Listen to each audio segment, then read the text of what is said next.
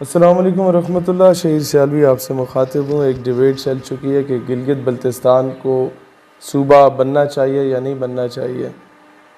पाकिस्तान में अक्सरियत लोगों की ऐसी है जो कि चाहते हैं कि बने, लेकिन उन्हें इसके कॉन्सिक्वेंसेस के बारे में पता नहीं है, और जिन्हें पता भी है तो वो इतनी इम्पोर्टेंस दे नहीं रहे इस चीज़ को।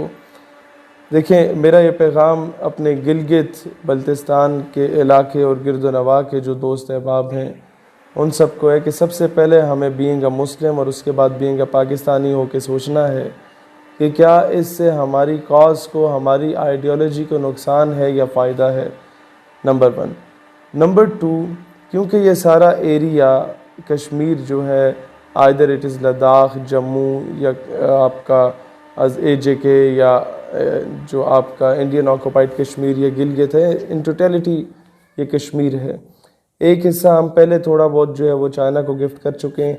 चलो, वो एक स्ट्रेटिजिक पॉइंट ऑफ व्यू से था कि जहाँ इंडिया के साथ पाकिस्तान के अनबन होती रहती थी LOC पे, वहाँ ज़रा चाइना भी इंडिया को टफ़ टाइम देता रहेगा तो इंडिया की जो अटेंशंस हैं वो डाइवर्ट होती रहेंगी।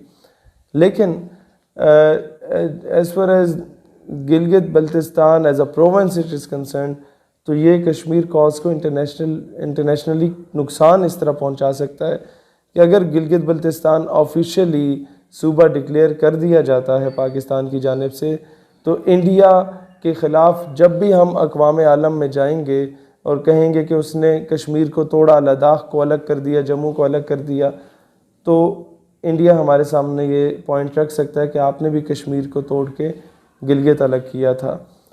एक ये चीज़ बहुत इम्पोर्टेंस का हामिल है। हाँ, मैं जानता हूँ ज़ुबान गिलगित के लोगों की ज़रा सी डिफरेंट है, उनका कल्चर थोड़ा डिफरेंट है, लेकिन इंटरनेशनल एस्पेक्ट से अगर देखा जाए तो आप लोगों के जो मेन कंसर्न्स हैं वो ये हैं कि आपका कोटा होना चाहिए, जॉब्स आपको उस हिसाब से मिलनी चाहिए, डेवलपमेंट होनी चाहिए, इंफ्रास्ट्रक्चर बेहतर होना चाहिए। मैं गवर्नमेंट से यही कहता हूँ कि आप ये सारी चीज़ें प्रोवाइड करें, जो उनका हक बनता है उससे बढ़ के गिलगित के लोगों को प्रोवाइड करें। लेकिन सिर्फ एक चीज़ का मैं दरख्वास्त करूँगा कि सूबे का अगर इसे स्टेटस देते हैं तो वो पाकिस्तान को नुकसान पहुँचाएगा। ये बात कि एक मखसूस इलाके को सूबा तो आपने बना दिया, लेकिन उससे इन टोटलिटी कश्मीर कॉज को, आपको पता है कि एक दौर था आज से 20 साल पहले 98% कश्मीरीज बोलते थे कश्मीर बनेगा पाकिस्तान, और 2% कहते थे कि हमें अलहदा रियासत बनाया जाए। ये मैं ओवरऑल कश्मीरियों का बता रहा था। अभी वो रेशो जो है वो ख़ुद मुख्तारी की जो है वो 30% हो चुकी है, और जो प्रो पाकिस्तान रेशो वो 70% है। इसमें ना तो इंडिया का कोई कमाल है और ना ही इसमें मैं समझता हूँ कि कश्मीरियों की कोई गलती है। इसमें सबसे बड़ा कसूर हम लोगों का है कि एक बंदा जो आपके नाम पे शहादत देता है, फिर वो चाहता है कि उसकी कब्र के कुतबे पे भी पाकिस्तान लिखा जाए, फिर वो चाहता है कि वो दफन हो तो वो पाकिस्तानी परचम के अंदर दफन हो, फिर वो चाहता है कि उसके खून से उसके कफन पे पाकिस्तान का नाम हो।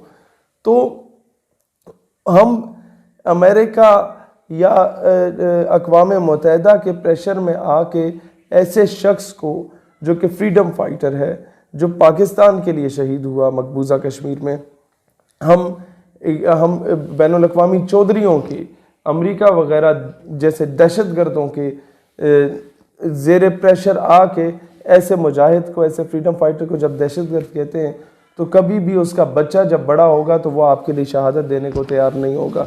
उसकी वजह यही है कि हमने एहसान फरामोशी की, हमने कायदे आज़म को, मैं कहता हूँ, शहीद करवाया, हमने मोहतरमा फ़ातिमा जिन्ना को शहीद करवाया। ये कहानी फिर से ही हम लोग अपने मोहसिनों के, हमने डॉक्टर अकीब खान के साथ क्या किया, हमने अमल कांसी के साथ क्या किया, हमने डॉक्टर आफिया सिद्दीकी के साथ क्या किया। ये कूफे वाले के जो सारी खसलतें थीं ये तो इस कौम में पाई जाती थीं, लिहाजा ये माइंड ना कीजिएगा इस बात का। लेकिन हम लोगों ने हमेशा कश्मीर के नाम को बेचा, हम लोगों ने हमेशा कश्मीर के नाम पे सियासत की, 70 सालों से सियासत की, उनके खून को बेचा। लिहाजा अब मज़ीद इस तरह की कोई हरकत ना करें। तोपे, टैंके, बंदूक तो आप लोगों से चलते नहीं हैं, कोई प्रैक्टिकली आप लोगों ने करना कुछ नहीं है। जो लोग बग़ैर तनख्वाहों के शहादतें दे रहे थे उनको आपने दहशतगर्द कह दिया। तो अभी इंटरनेशनली जो कश्मीर कॉज को नुकसान पहुंचना था, उस ताबूत में आखिरी कील जो ठोंकनी थी वो आप ये सूबा बना के ठोंकेंगे। लिहाजा इस पर नज़र षानी करें। और गिलगित बल्तिस्तान के लोगों से मेरी दरख्वास्त है कि माजी में भी इस तरह का काम हुआ, जब बांग्लादेश में ये कैंपेन चली कि जी बंगाली लैंग्वेज को भी ऑफिशियल लैंग्वेज का स्टेटस दिया जाए, तो उर्दू के साथ बंगाली को भी ऑफिशियल लैंग्वेज दे दिया गया। तो उसके बाद मौलवी अब्दुल हक साहब ने, बाबाए उर्दू थे, उन्होंने घेराव कर दिया पार्लिमान का। उसके बाद वो बंगाली लैंग्वेज का जो ऑफिशियल स्टेटस था वो वापस ले लिया गया। तो उससे फिर जो बगावत पहले जागनी थी वो डबल ट्रिपल होके जागी।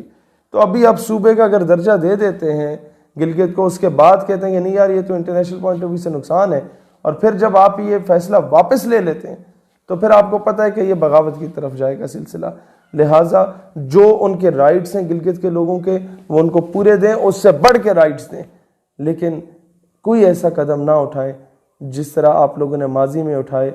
और अब मसला ये है कि आप तो 2-4 साल नौकरी करके दफ़ा हो जाते हैं या 5 साल हुकूमत करके दफ़ा हो जाते हैं, उसके बाद ये कौम उसका अजाला भुगतती है। इस कौम को नुकसान होता है, पाकिस्तान की टू नेशन थ्योरी को नुकसान होता है, नज़रिए पाकिस्तान को नुकसान होता है। लिहाजा पाकिस्तान से वफादारी करें, इससे गद्दारी के मुर्तकब न ठहरें। पाकिस्तान हमेशा जिंदा।